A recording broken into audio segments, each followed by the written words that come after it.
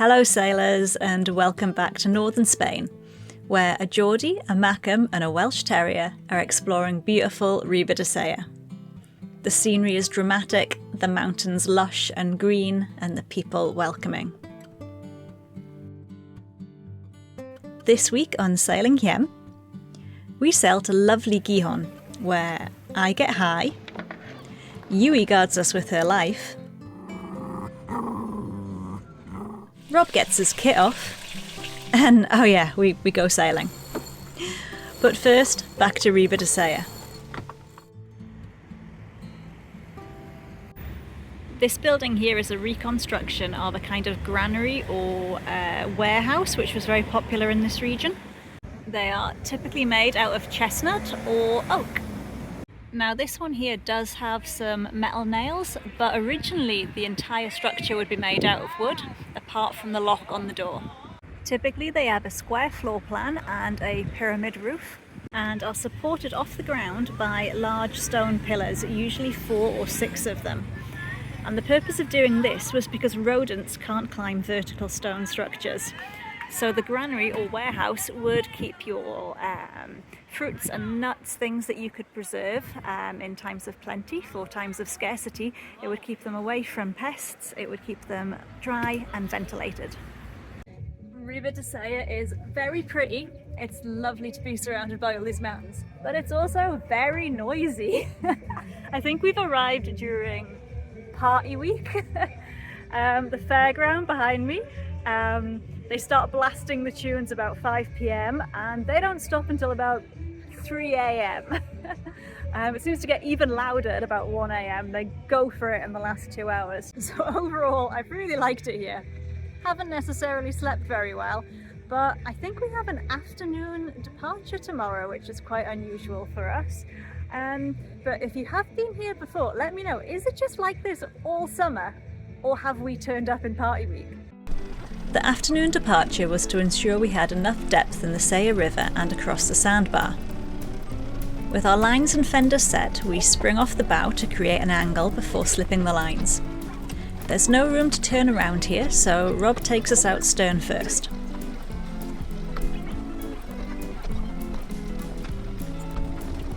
I stay on deck with the roving fender just in case. No need though, all was well.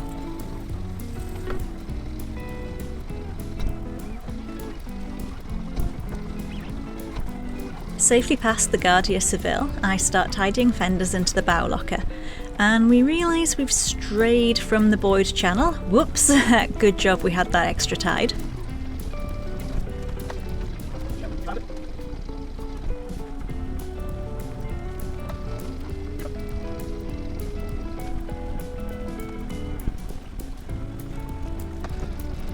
I bring our lines back to the cockpit while Rob dodges tourist boats. I grab our remaining fenders and bring those back too.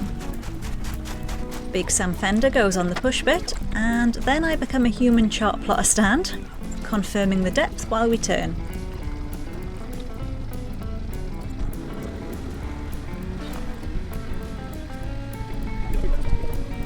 Bit of moral support here.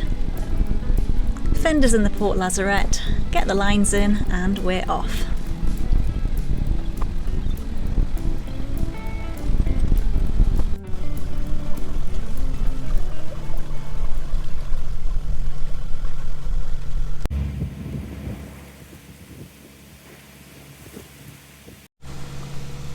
Apparently it's 22 degrees. Rob and I have our hoodies on, which means I think we might have to like hand in our northerner cards. No. It's so cold. I think it's just the sea breeze today. It's very nippy. But we haven't had hoodies on for weeks, a couple of weeks. Feels very strange.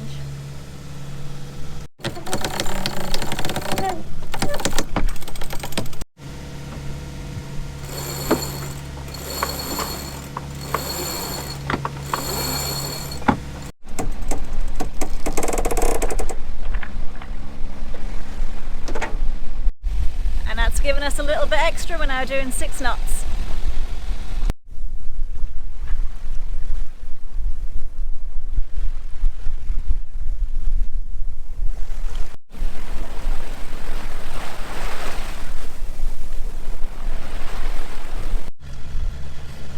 skipper. Yo. So we have been in Spain for a week now. We have. Yeah. What are your first impressions? Very, very nice indeed. Lovely, friendly people. They can't really speak much English, but then I speak zero Spanish. So we get by with smiles, back slaps, and laughs. Yeah, I do what they're laughing at, but you know, if they laugh, I laugh. Food, tremendous. Yeah, it's been really good so far. Totally different to France though. Bread inferior to France. Like all bread in Spain seems to be the same bread but in different shapes. What we found so far in 1 week. Yeah. Beer, cheapest tin so far. 36 pence a can. I mean, come on. Wine, cheap as and delicious. Mm-hmm. Yeah, we've already been tucking into the Rioja. Be rude not to. It would be. And yeah, eating out is quite cheap as well. You know, you get a menu of the day of €20, including a bottle of wine. I mean, what? Yeah, it's the scenery that's got me. I'm sure the next few episodes are just going to be me going, why is northern Spain so beautiful?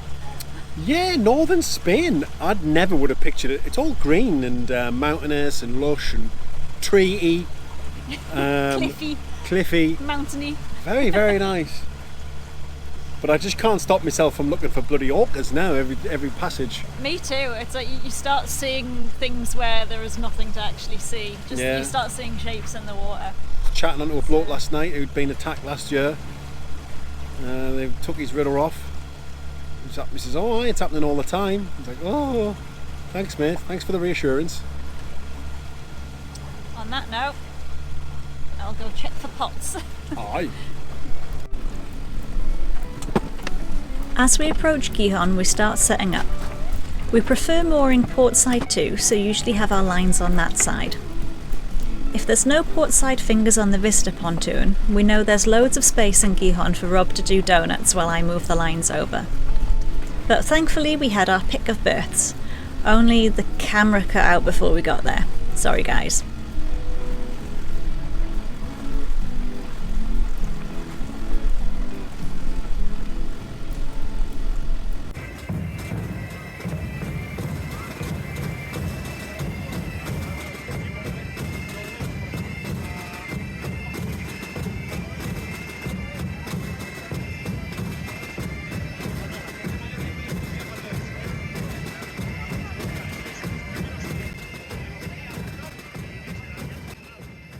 Well, we've arrived in Gijón and we've come out for some beer and some little tapas snacks. And what have we got there? They brought Yewy a little ramekin of iberico ham.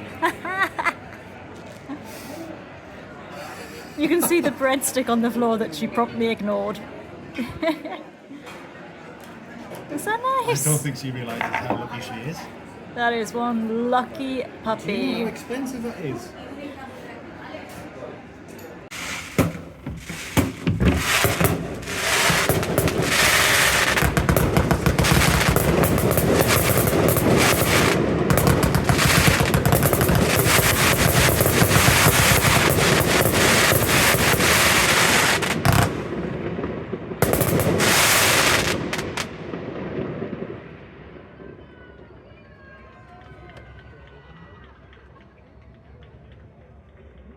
What is that?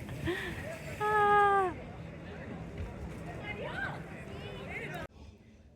There's a load of kids just enjoying their Saturday evening, just jumping in the water off the pier. Yeah, just having fun, but Yewy is not having any of it.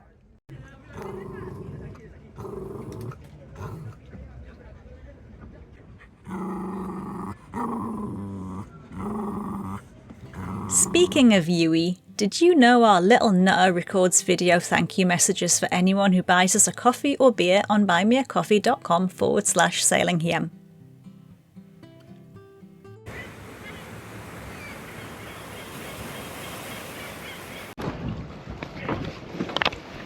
No rest days in Gijón. Today I am up the mast to sort out our burgee halyard. Ready! Okay, to the first spreader. Yep.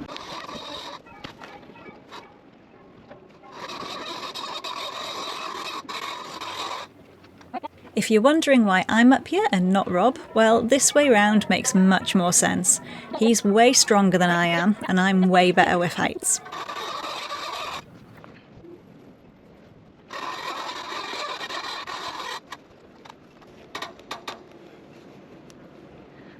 Okay, if you take this off here now, I should be able to reach.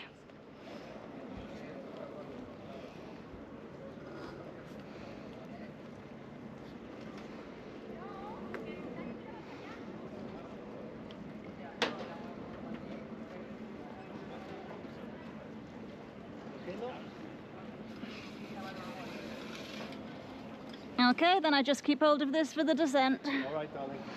You good? I'm good, baby.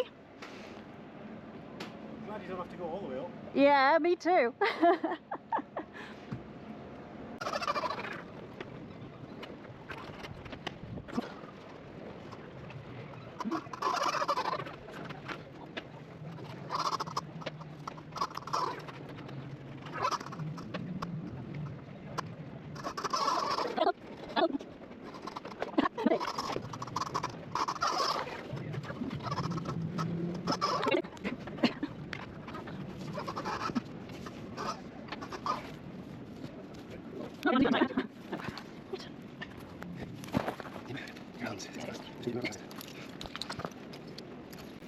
This is our usual setup if I have to go up the mast. As you can see, I'm wearing a bosun's chair and a life jacket to act as a harness, just in case I end up upside down or, heaven forbid, in the sea. We always use 2 lines and secure them using bowlines.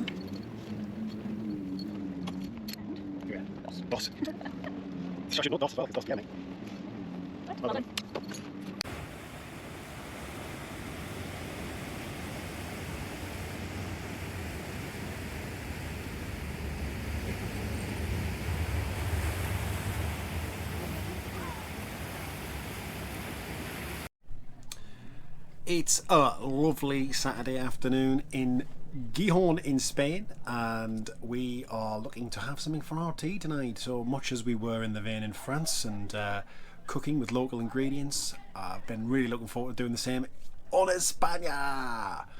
So today we're going to make basically a chicken stew called chicken chilindron. Don't know if that's how you pronounce it, but apparently there was a card game in northern Spain called Chilindron, and whoever won it could choose which of the other players would pay for dinner. Not much chance of that tonight because I don't have any cards and I've already bought the food, but we're gonna get all the mise en place ready for the food and show you what's in it. Well, there's everything. Obviously we need some chicken. These chickens didn't skip leg day. 2 legs there separated into thigh and drumstick. Incidentally, £2.80 for those chickens here in Spain. Very nice. And then we've got some olive oil, not extra virgin. The kind of the other stuff, the stuff you can fry. It's got a higher burning point. Some diced onion, some of those jarred peppers, 2 delicious tomatoes. They're always ripe, they're always juicy, they're always lovely. And some serrano ham and some cloves of garlic just sliced. We'll also need a bay leaf and some white wine. Oh, and some pimenton, which is just paprika. This is sweet paprika rather than the spicy stuff. Season the chicken with a bit sea salt. And get your chicken in there.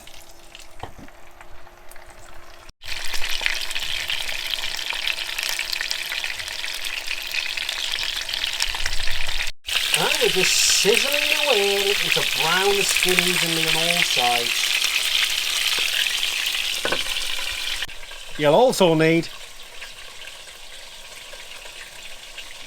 some chorizo to stay cool. There you go, took about 10 minutes. You're not looking to cook the chicken, just brown the chicken, just to get a bit of flavour on it and get a bit of flavour in the pan, look. Yeah, all that brown goodness in there is all chicken juice. Lovely jubbly. It's the turn of the serrano ham and the garlic next. We're going to put the serrano ham in first and then the garlic. You've got to be careful here not to burn the garlic.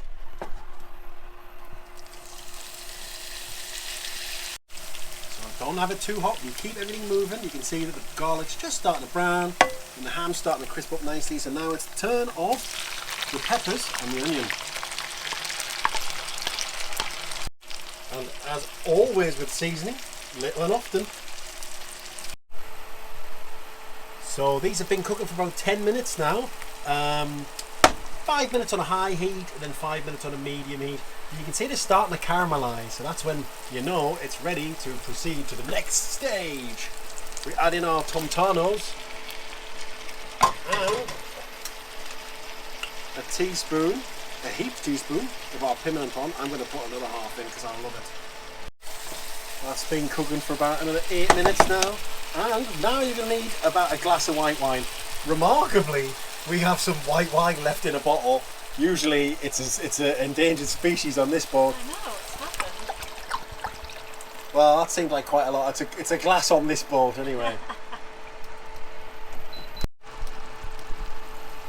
So we've been reducing the wine off until the sauce thickens. In hindsight and on reflection, use a normal person's glass of wine. I used a ship's glass of wine, which everyone knows is a lot larger than official measures. A normal glass of wine's about 120 mils. So this took a bit longer to reduce down, but how do you know when a curry or a stew or whatever is starting to get ready in terms of its reduction? Well, if you run your spatula down the middle, you can see that I can create a gap and the liquid does fall in on it, but it's not straight away. That's when we know we're in the right territory, and because this is going to cook for a lot longer, I'm quite happy with there. That's fine. So now all we do is add in the chicken pieces and cook on really low. There'll be some juices for the chicken as well, make sure they go in. Cook it on really low for about half an hour, especially with those size of those.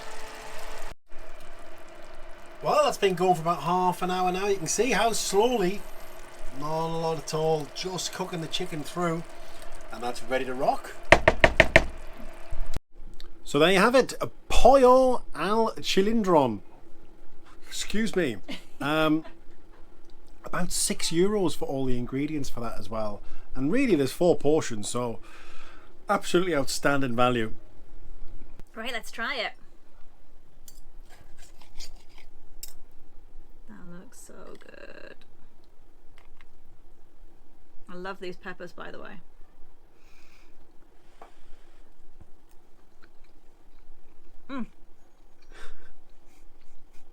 I've been tasting it as I've been going, so I know how nice that is. Oh, that's so tasty. It just tastes of like vitamins from the tomatoes and peppers. I love it. So now I need to find a tapas restaurant that has this, because it's not a competition, but I would like to understand how that ranks against it. What a beautiful dish, and that is an easy chicken dish to make. Well, we've been in what has to be said beautiful Gijón, however you pronounce it, for 2 nights. And whilst it is a beautiful place, it's also a loud place. Maybe it's just on the weekends, you know, what with the fireworks at 1:30 in the morning, can't figure. Or last night there was some kind of rave going on. 20 years ago I'd have been in it, but last night I was just trying to get some kit. So we've left today, partly because we'd like to go somewhere quieter, partly because it's so expensive. €46 a night to stay there for a 12-metre boat is a lot. No cruising association discount between August the 1st and August the 20th, which of course is when we're here. Sums our look up. So we're going 21 miles around the corner to what's it called? Aviles.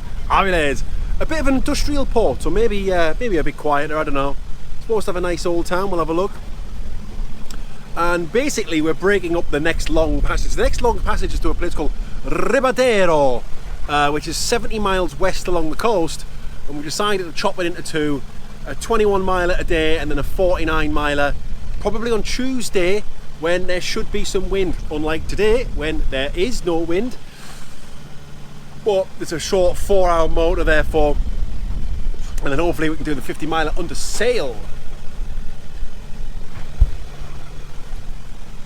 We've got a 2 metre swell today behind the breakwater of Bilbao, bloody hell, of Gijón. It didn't look too bad.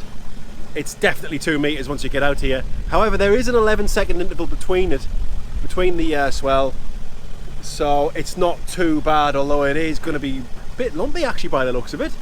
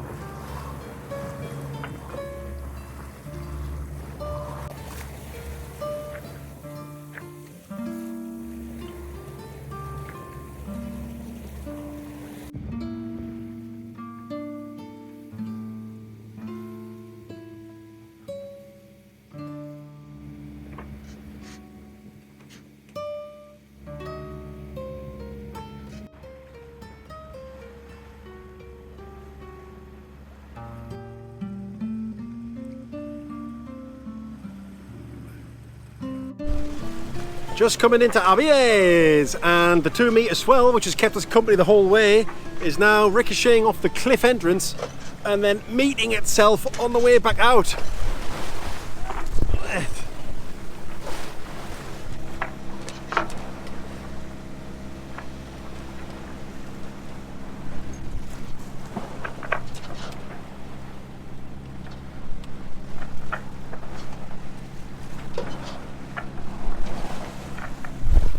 It looks completely flat carp on the camera. I have no idea how. It's ridiculous. It could be a lot worse though. Like, we've been fairly comfortable the whole way through. Yeah. And little Yewy's just wedged herself in that gap. She's made herself cozy. Ooh! Almost there though.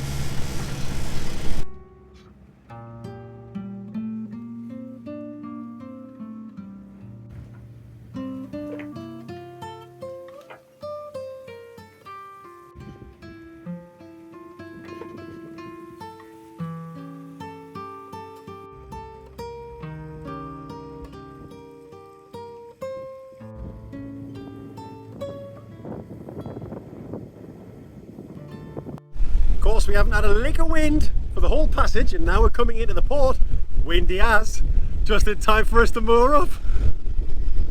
Just the way we like it. It's the way it always is.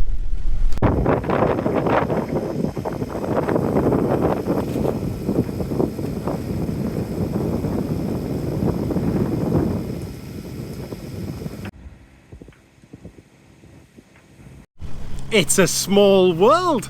They've got EA3 written on the side of them. I think they're for East Anglia 3 wind farm. Amazing. Didn't know they were here. Yeah, they're all going to be going back to England off the Suffolk coast for a massive wind farm to join 2 already massive wind farms. So yeah, good luck to everyone involved.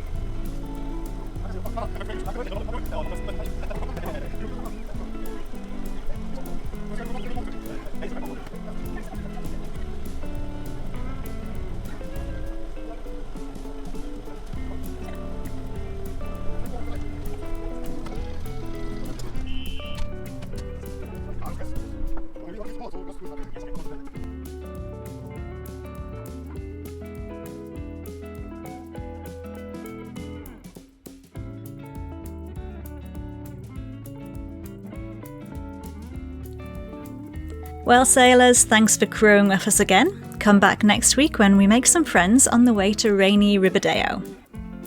You know the drill. Like, comment, share and subscribe, or buy us a coffee, link in the description. Until next time, my nautical friends, I wish you fair winds.